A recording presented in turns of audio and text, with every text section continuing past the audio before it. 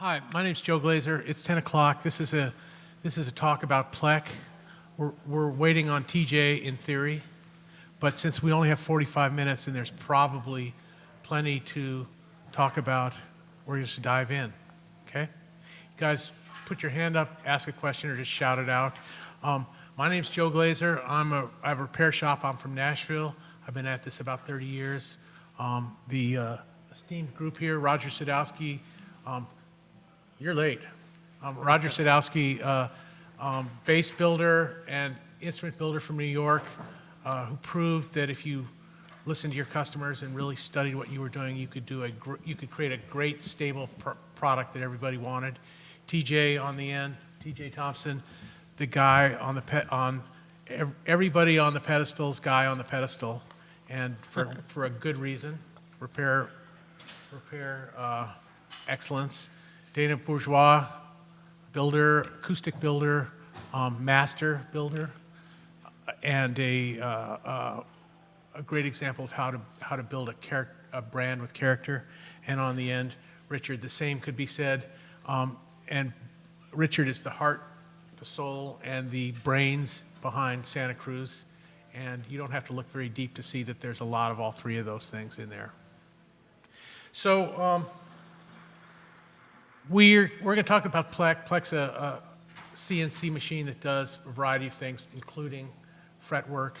We were going to try to have one here at the show, but unlike the rest of these guys who got up and made it here, it didn't make it. So we're just going to imagine it's the size of a phone booth, does a lot of things, and I'll go more into that here in a second. In the meantime, I sort of think that guitar repair, here's where I think guitar repair came out of. Guitar repair came out of after Adam managed to get Eve into bed, probably by playing guitar to her. Amen. He got up, went out, and talked to God, and he said, "Dude, I need a setup, and I want it as low as it can go without buzzing." Yeah. And that's what got them thrown out of the Garden of Eden. And we've been worrying about all this stuff ever since. And to an extent, those of us that have been at this a while, and it looks like almost everybody here has been at some of this a while, have bridged this period of time when there were no tools, there was no information, no internet, no common knowledge, and now we're coming into an era where there is a great deal of common knowledge, and there are tools for doing things. And the Plek is one of those. I first came upon it in 1999. The Plek company based out of Berlin, Germany, was making this thing. And they contacted a number of us that they thought were easy American targets. I know you were one of them. Grun was one of them. And Doug Chandler, who's a rep, a brand rep, an English guy, whose brother's a great repairman, started contacting all of us. And I pretty much blew him off in a more and more aggressive way. No thanks, no way, no fucking way. And then they brought it to a summer NAMM show, and I let them set it up in my shop in Nashville because I had a drive-in door, but mostly so I could make fun of it and tell them why it would never work. And why, when Doug called me, I said, "Listen, I'm not going to get one, not in a million years. Call back in the year 1,000,1999. And I thought, well, that'll be the end of it. But they set it up at the summer NAMM, and they set it up in my shop to test it. And right away, I started scanning my instruments. And this machine that at that time took an hour and 20 minutes to do anything showed me very quickly what I couldn't see, including what I thought I knew, and then the things that I was afraid of that were there that I couldn't see, but I knew they were there somewhere. These little humps, these little shapes, and it blew my mind. And I borrowed it for a month, tried it on a bunch of people without telling them what I was doing, got this crazy feedback. And I'd spent the last 20 years getting some serious ass kissing over fretwork, as these guys all have. Yet I could see that not only was even my best work not perfect, it wasn't what I thought it was. And I scanned everybody else's work, and I scanned all these people's work, and I scanned all these manufacturers, and I could see that there was something to knowing what you don't know. I came from the school of not even knowing what I didn't know. And so I thought about this, 80,000 bucks, I'd never spent more than $600 on anything for the shop. And I bought the Plek machine. Number one, 80,000, that's a bargain. yeah, well, you got to get in early. There, you know, there's two versions of a repair shop version, which is still about that, and a factory version, which is almost twice as much. The only difference is that one works with strings, and the other one works with simulated string tension because it can be 2 or 3 times as fast. There are 3 things that I noticed immediately that became very important to me. One is that you could see what was going on. It gave visibility.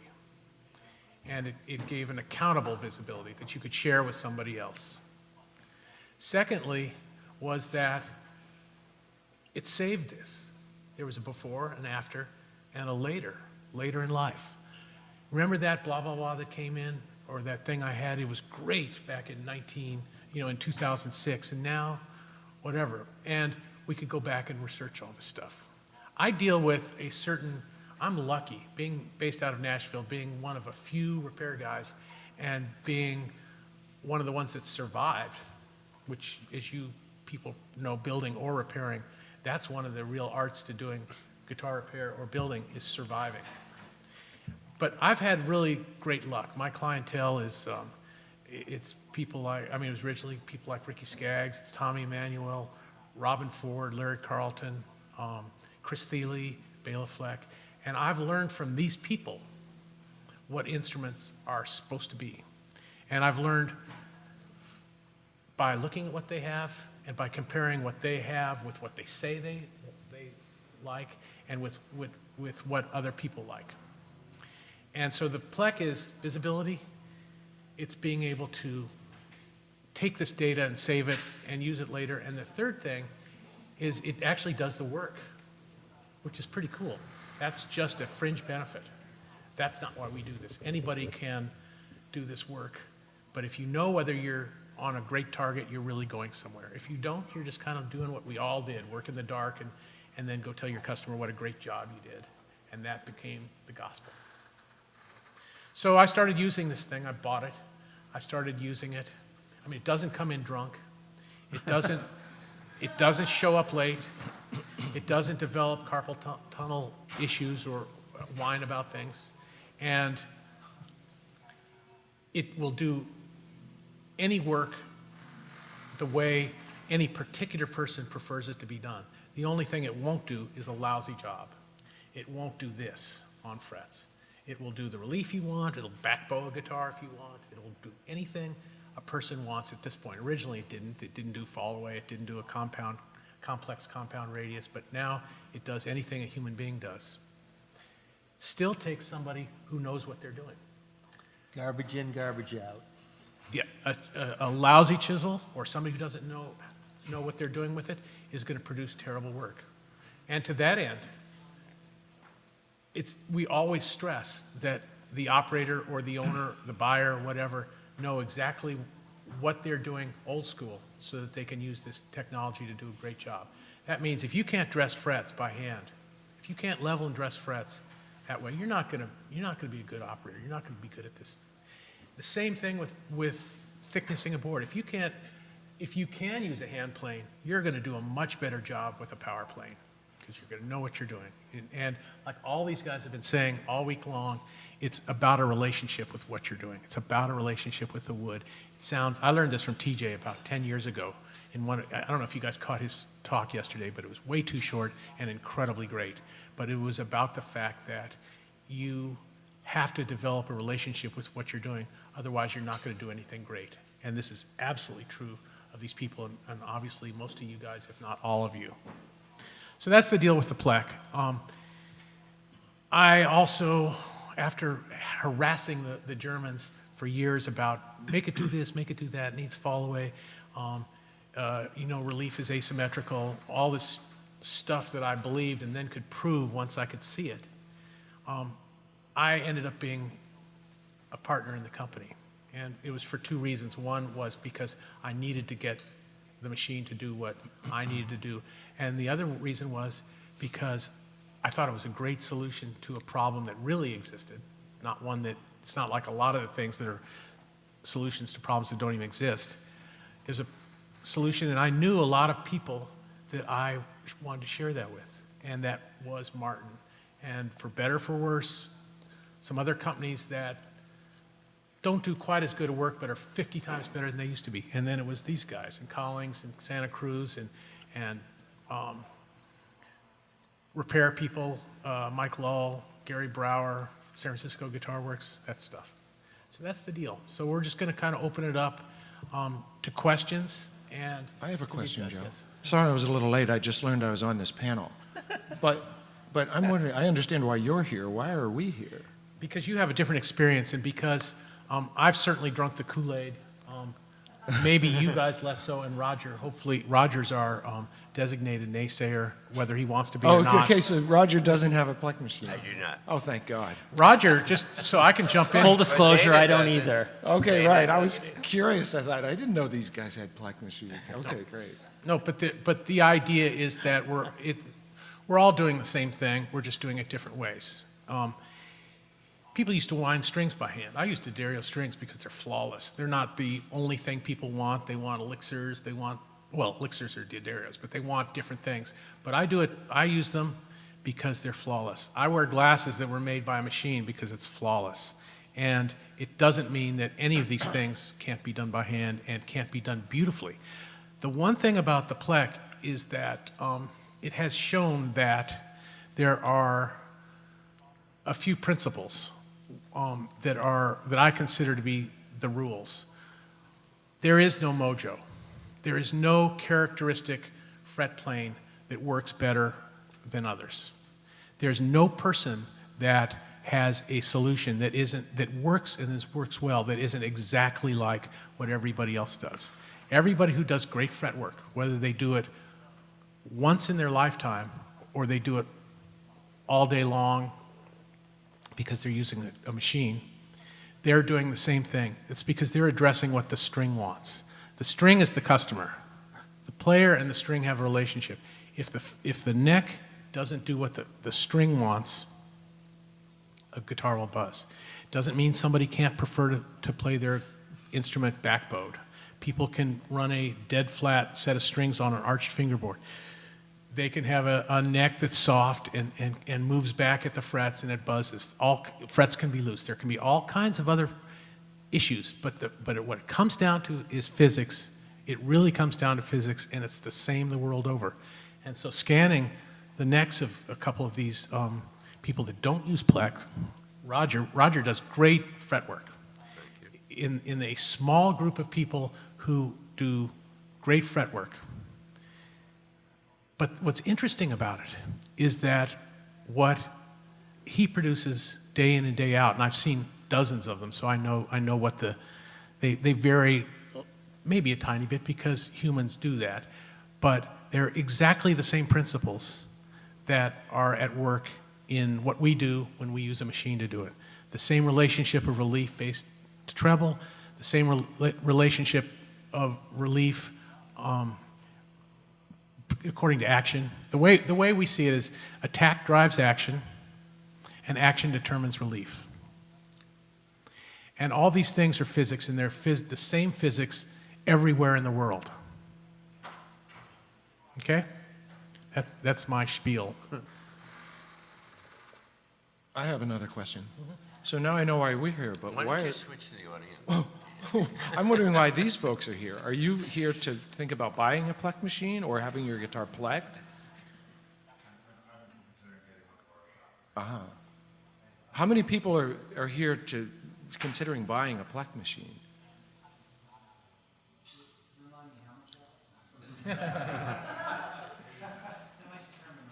So I think part of that addresses why I'm here. I have the highest regard for the technology that this machine can do.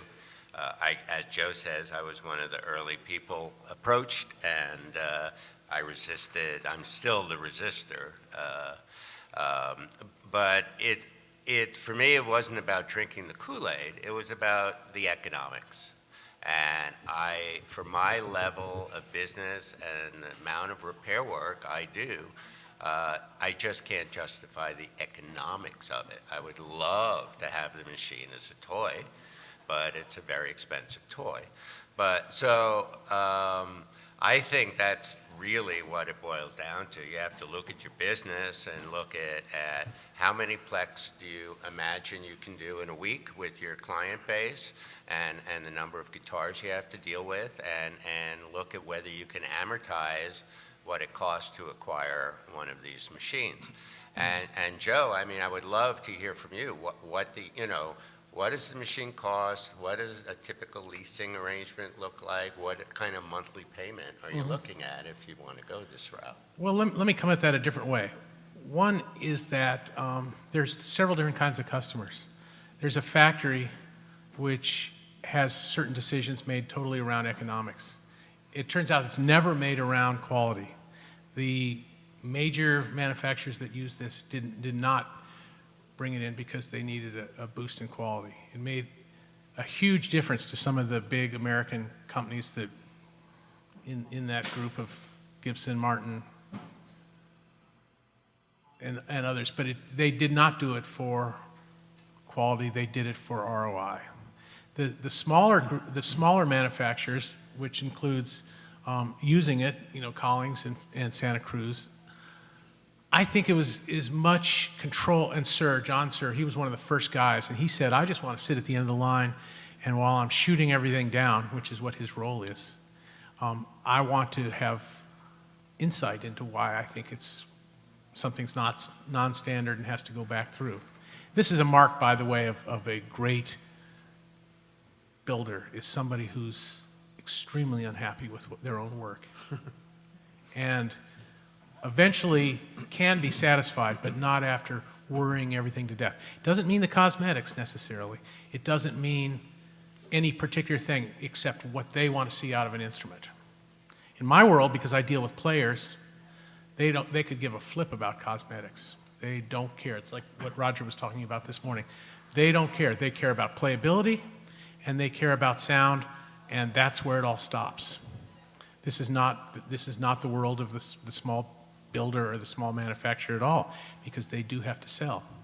The third customer is the repair shop, and repair shops like my own. I've got a fairly large repair shop. I've got 8 guys working for me, and I'm in kind of an epicenter, but I don't take out-of-town business unless somebody's coming through. I've got a lot of customers who live elsewhere, but until I meet them, until they come through town, I don't deal with them, because I don't want to be trying to guess what they want. Right. And every guitar setup is different. There is no one-size-fits-all. And that is one of the things that's been beaten into me. But anyway, as a repair shop, it's been incredible ROI because we use it all day long. It saves us a bunch of time and does more accountable work than we can do. It's better than the best guy on his best day. The best guy on his best day might do what the Plek does once a day, but not all day long and not every day. So for us, the confidence of doing it, being able to share that's really important. The fourth customer is the player. And the player is really the most important customer because they want what they want and they want to know what it is. And if they're any good at all, they're way past the baloney that this whole world is up to their neck in, which is that, the internet baloney. And the player really has a relationship with their instrument, and that's it, period. So to answer your question over, 75 sentences, Roger, TJ doesn't use this the way we do. We run it all day long, 8 times a day, and it has changed my business financially. It's the only thing that really ever made us quite profitable. It's not why I got in the business, but it does. TJ, why don't you talk about what you do, because you're in a totally different world, and yet this has worked for you. Well, I was going to say my name is TJ. I'm addicted to tools. He needs a 10-point program. And unlike Roger, I didn't look at the economics. That's not what I look at first. I look at, is this a cool thing? Do I like it? And then I get it. And then I figure out what I can do with it and what it means to me. And I cannot imagine my life without this machine. I don't even know where to begin. First of all, I regularly vacuum an inch of fret dust off the bottom of this machine. And we're talking maybe, I don't know, I've now run 450 guitars in this machine. The first 46 I couldn't leave while it was running, partly because I was terrified, but also because it was the coolest thing I'd ever seen. Right, for those of you who have not witnessed this and you don't know what it's doing, there's a stylus that takes a scan of the fingerboard. It finds where the strings are located, so it knows then it finds the edge of the neck, so it knows where everything is. And then it's taking this up to tension. All these readings are taken up to tension, and that's what separates this machine from what we're trying to do with our guesswork and with files, 12-inch files and then recrowning files. It's reptile dentistry compared to what this thing does. Sorry, I can't hear. Okay, sure. So, like, I'm trying to still figure out exactly, like, you know, I understand the basics of what this does. But so for me as a player, and I have the luxury of time, you know, to take an instrument and do whatever I want to, but I use everything from, say, like rock B to like a tuning that's like G, G, D, G, G, D, or open C. And I've spent a lot of time, you know, with relief and nut height and bridge saddle height to get what I feel is the best of all worlds, so that anything from that super low tuning, almost sounds like a drone sitar, to like almost standard tuning looks. Is it possible that this machine could do something better than what I just spent 2 years on guitar doing? So And I just don't know it because I've never used the machine. I'm not sure I understand the question. You're saying you use different tunings, drop tunings? Yeah, so his setup changes with the different string So the string, tensions. your cumulative string tension changes.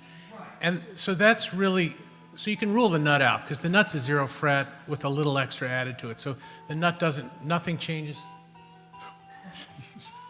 That's cool. The first big Soundtrack. Yeah, but the nut doesn't change as you go through your different tunings. The nut relationship doesn't, any more than the first fret needs to be a different height all of a sudden. But if the neck is relatively stiff, if you have a carbon fiber guitar, most of which don't move at all under yeah, but I'm just saying that if you, somewhere in that spectrum is your guitar, and if it changes drastically as you go through different tunings, then yes, your playability will change, and no machine short of something that can install a massive graphite Or if you have bar belly is going to put in stretch. there, yeah, or some sort of thing. I play steel. I'm a recovered steel player, and steel guitars have these kind of counter tensioners, and that kind of stuff's not. There are lots of patents in the patent library for doing this for guitars, but it's not practical. Short of that, you'd be better off with 2 or 3 guitars. Yeah. Now, what you can do is you can dial in your fret height and your relief and your fall away and these things that really determine what the string relationship with the fret playing. It's sort of like a middle ground. It's like a dad or something. It doesn't matter what the tuning is. You could probably do like an ideal setup for each tuning and then try to find where the happy medium is. What we do is And you'd get I would expect you get a very, very good reading on that with the Plek. what we tend to do is go to a string tension chart and find out what is sort of the medium, either what is the medium tension and work around that, or what is the tuning you use the most. But TJ, you weren't done. No, I was going to say, but unless you're using this machine, you're trying to get in a certain ballpark, right? This machine sort of takes it out of that realm of like the guesswork, right? Because my whole career has been about, I mean, until I got this machine, was about having somebody come into the shop and he's telling me his ideas. He's like, well, I think it's kind of, and I go, well, but, you know, I'm politely trying to say, well, I think kind of more like this maybe. I'm not trying to hurt his feelings or put him off, but I'm saying, well, I think it's, you know, and so we're going back and forth. And in the early days, there were clients who didn't know that I knew what I was talking about. And so they'd been burned before, and so now I'm in this conflict situation where I'm trying to explain to them, I know what I'm talking about, and they're saying, "No, that's what the last 3 guys told me." In this case, we could put the guitar in the machine, it shows a printout, and those conflicts are over, right? I wish I'd had this in the early days, because I don't need it now in that respect. I'm not trying to convince somebody that I'm right about what's going on with their fingerboard and how to solve it. But it's so fun to watch what happens when they see the screen and the printout, because they say, oh, they see what they've been feeling, right? So there's a little rattle here or whatever, and they say, oh, that's it. You know, they just connect with it, and it makes sense to them. So, I mean, I guess what I'm getting from you is that no matter what I do, this will minimize the variables so that whatever I do will have less problems. So what it comes back down, go ahead, Dana. No, What it comes back down to is nodding the my head. critical factor is that assuming you have quality strings, and that's not an automatic assumption, but assuming you do, and assuming you don't have some weird resonant frequency in your truss rod or whatever, assuming that you have a normal world that you're working out of, there is an ideal fingerboard shape, fingerboard geometry, fret plane geometry for your instrument that addresses the maximum attack that you expect. If you play too hard, 100% chance it'll buzz. But for that attack, there is a geometry that is ideal. Doesn't mean it's what you like.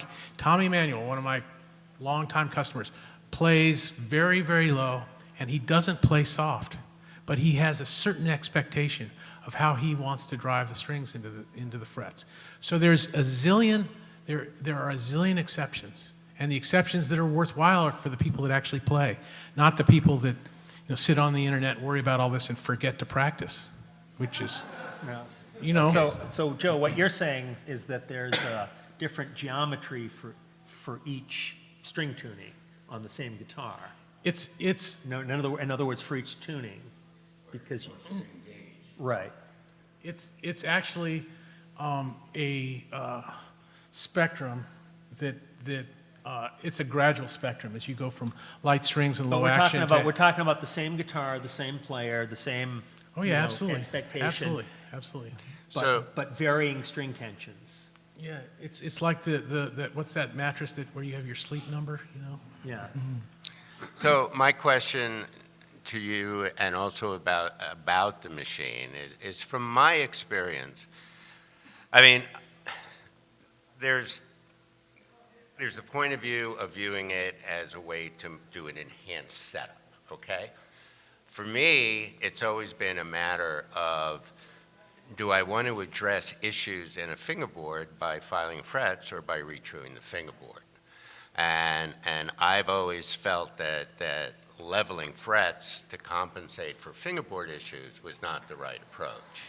Yeah. Would you jump in on that? So Because when you're- is the Plek going to true fingerboards? it Yeah. does. Well, Okay. I'm Richard Hoover, Santa Cruz Guitar Company, and to tie both these things together, I think something insightful for you is how you set up your guitars to accommodate the variables, your playing style and things like that. The way the string moves isn't a matter of opinion. That's a physics that's quantified in how the Plek works. So we actually did what the Plek machine does in our setup before I met the Plek guys.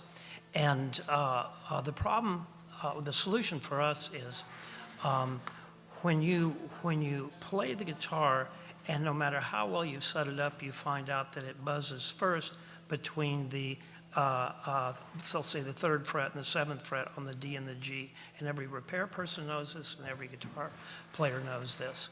That has to do with how the string moves when you pluck it.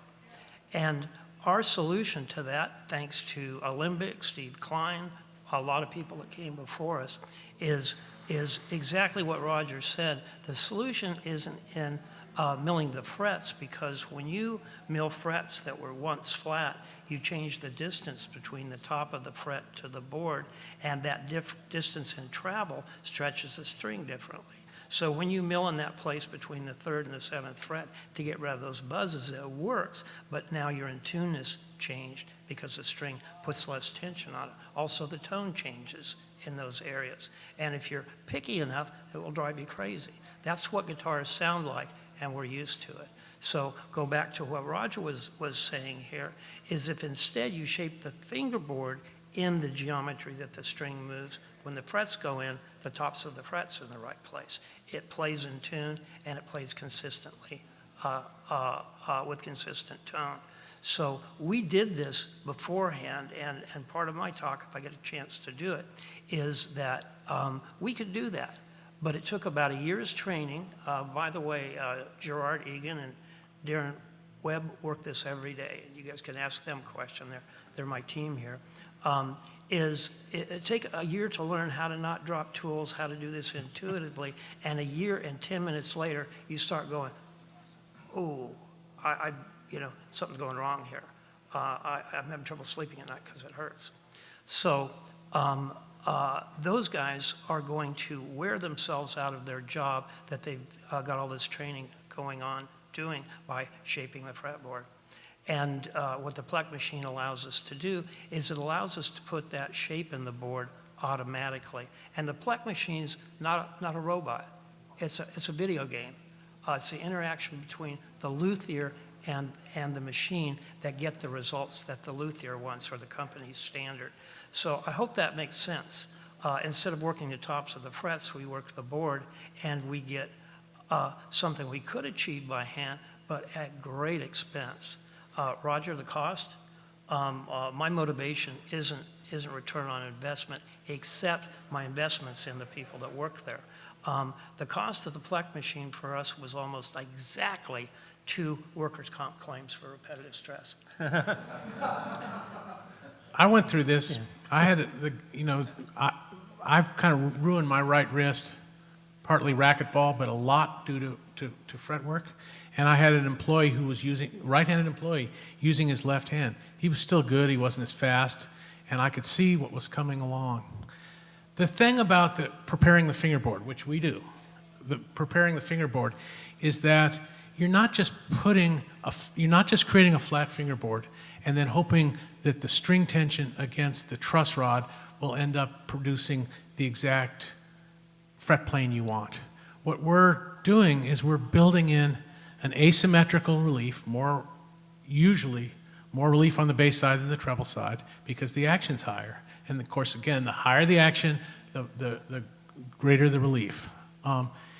And we're also putting in a certain amount of fall away. And we've been able to study fall away from a couple different points of view. You guys know what fall away is? It's where the curve, if you had infinite frets between the nut and the saddle, they would be in this curve that would continue, that would come back up to the saddle, so that your action would increase to the middle and decrease to the saddle again.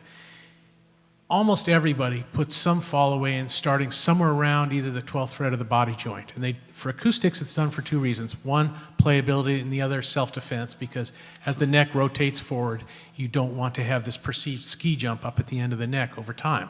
So people have traditionally done that. Turns out that because of the way strings behave, having fall away lets that initial attack not crash out on the end of the neck. Plek is, to me, Plek is a knowledge company, first and foremost. It's a knowledge company upon which you can act. You can use this to act on things. But one thing we learned, this has just changed my world. One thing I learned was that if I scanned instruments from either customers who brought something in and said, this is God, and we go, okay, I'll be the judge. I'm from Missouri, I'm a skeptic, if there was ever a skeptic. I'd go, okay, I'll scan that, and I'll tell you what I think later. I mean, I don't say it like that, but that's that voice in there. Turns out, most of those authentically great instruments, or most of the stuff that John Suhr did, which was great fretwork. Paul Reed Smith early on, Roger certainly, Santa Cruz, Collings did great fretwork. They didn't buy a Plek machine because they couldn't do great fretwork most of the time. Taylor has a Plek machine. Great fretwork for production.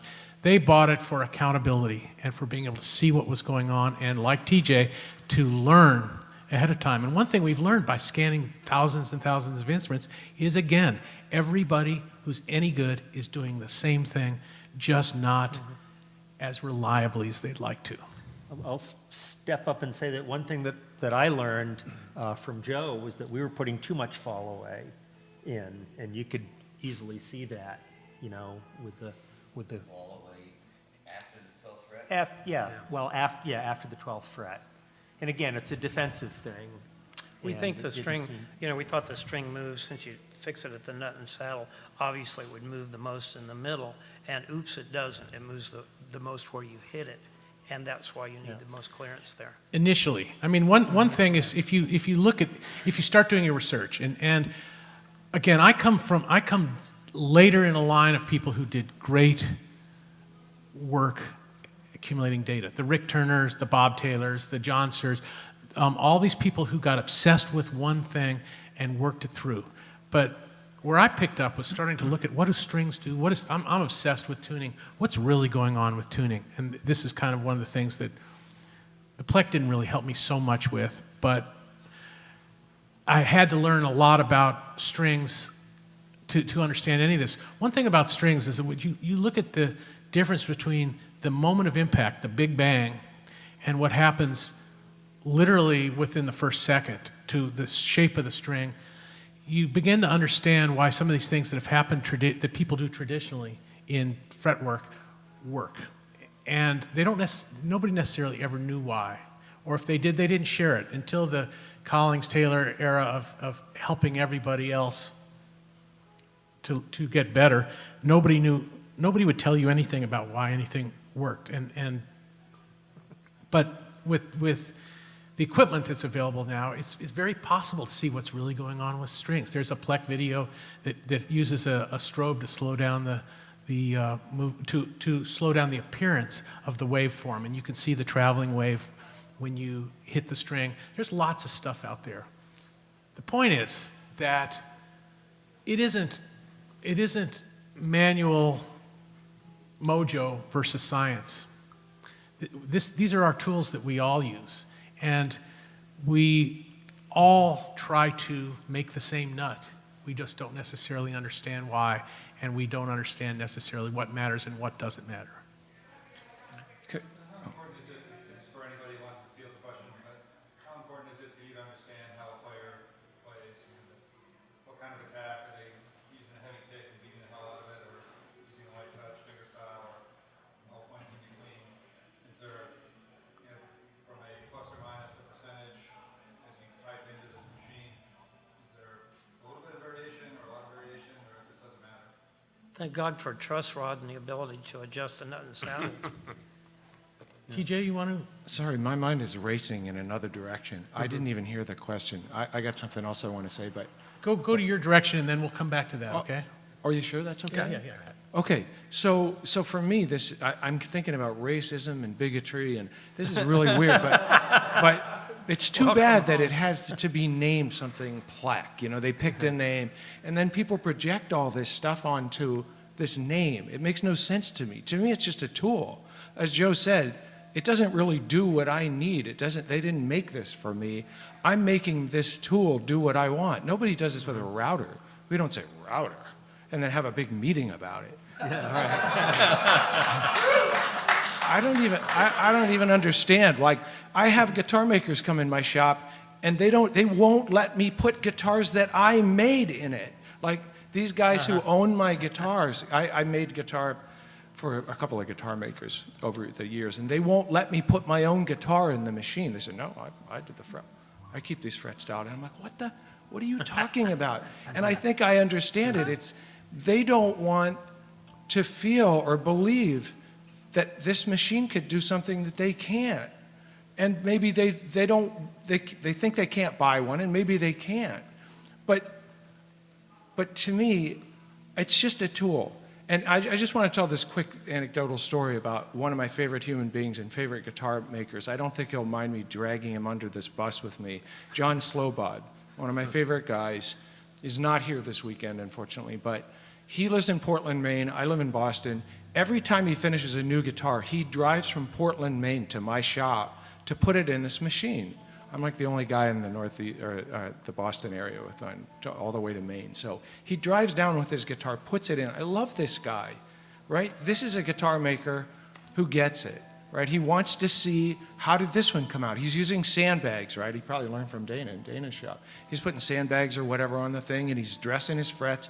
After he does his best work, he brings it down, puts it in the machine, and he's fascinated. He wants to see, what did I get this time? He's like, oh, yes, we're like, it gives you, it spits out a rating, right? It's like 1 to 10. He's going for the 1. He's like, can I get the 1 this time? And it's so fun to watch him light up, watch his reaction. And we're both kind of thinking the same thing, like, this is just a great tool. It's a useful, it's fun to see it spit it out on the screen. And back to your point for just a second, I think, like what I was saying about the ballpark, we're all, without this thing, without seeing this printout, we're just kind of going, well, I think it's, and you'd say, well, I think, and then you say, but I'm dropping down to this tune. If you get it within a certain range of a ballpark, you're not going to have an issue. If you brought it into my shop and said, but I do this drop tuning, we put it in the machine, you say, oh, that's why I'm getting that rattle at the 5th fret on the D string. That's what I think would happen, that if we ran your guitar on it, it would be over. And for me, like watching these uber pro guys come through my shop, it's a blast to, because I've been doing my best work for them all the year. They're like, this is really good, you're so good. I put it in there, they're like, whoa. Because those guys feel every little nuance. And that's what's been fun for me. Like, I use this thing for bar frets, which is nuts. I had mine custom made to use it for bar frets, because nobody was putting vintage guitars in it. I run only vintage guitars in this machine. And it's kind of fun to bring this old school, I don't know, I'm this prehistoric, blended and joined to the modern. It's really fun to see these old guitars in this. My daughter thought it was like a tanning booth when it came in. So, somebody else thought it was a time machine, It just. It is a time machine.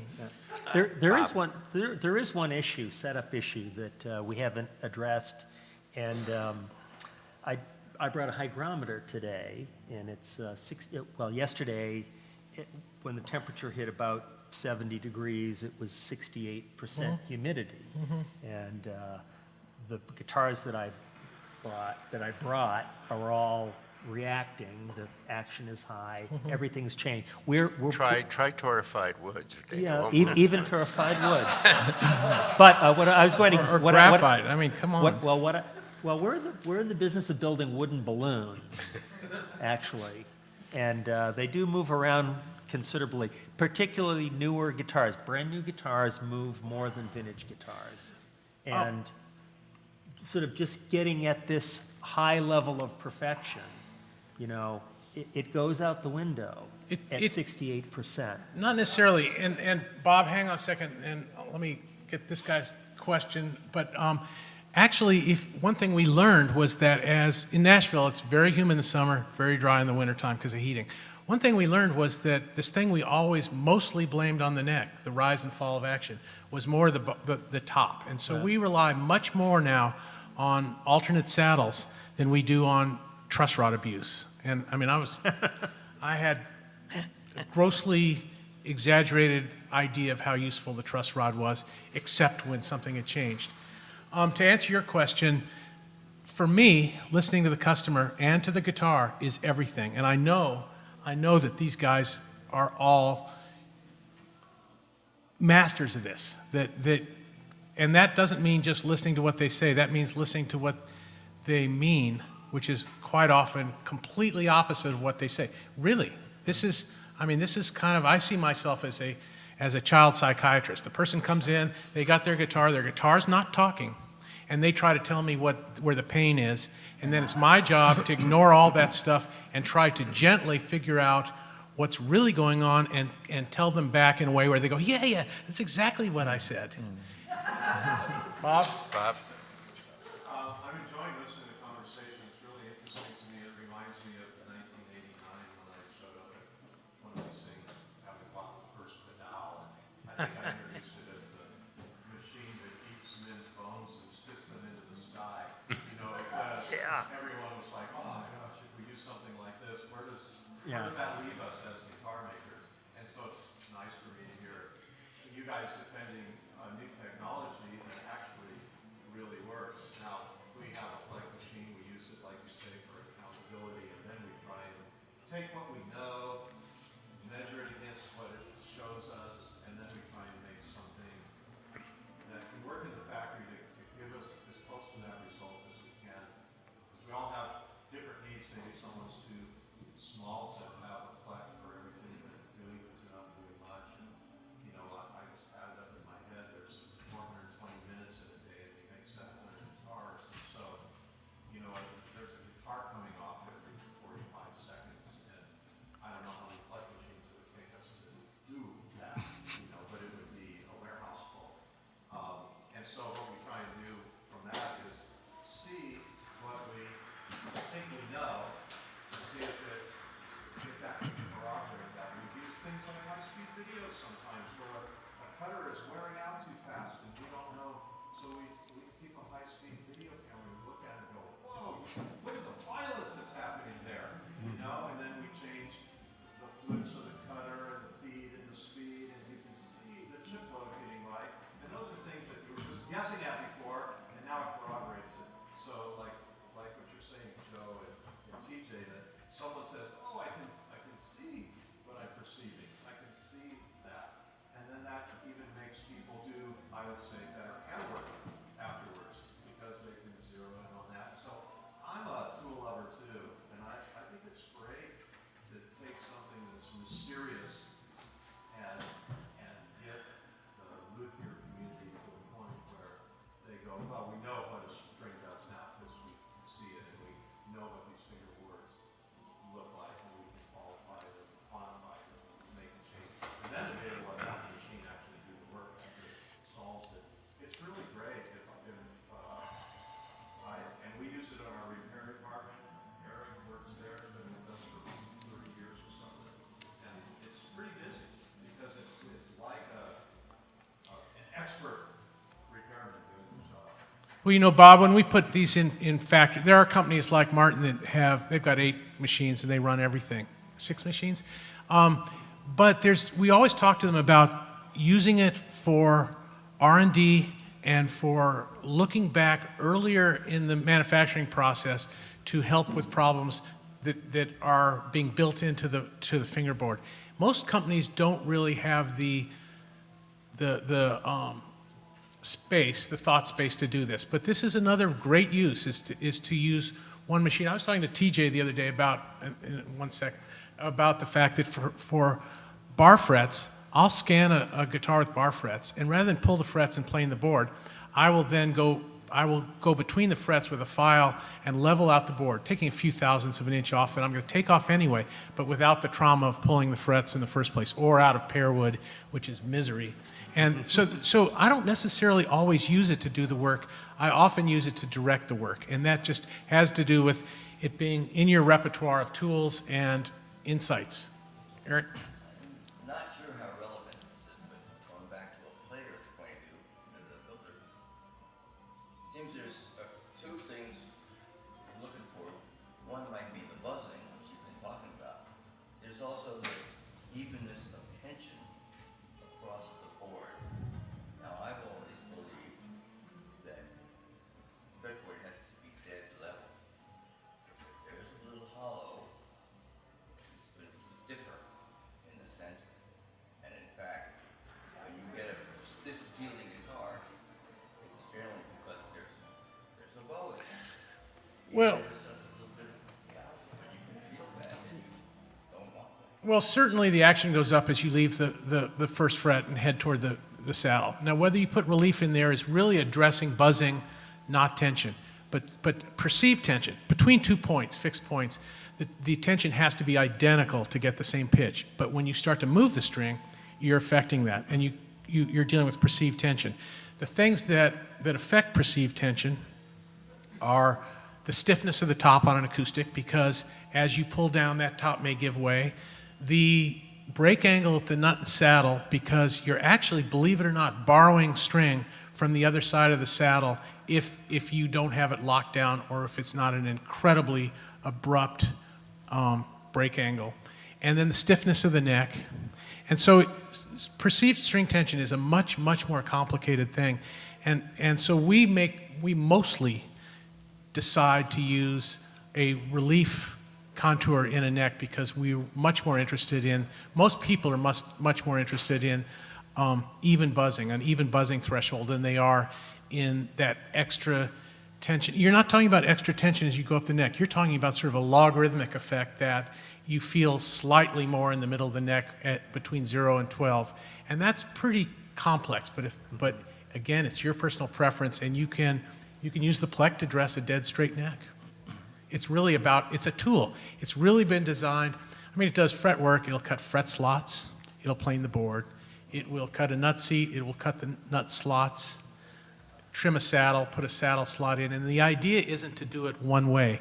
It's to make it versatile so that the educated builder, which we assume everybody is, can use it to achieve exactly what they want to achieve. I would have bought it just for cutting saddle slots.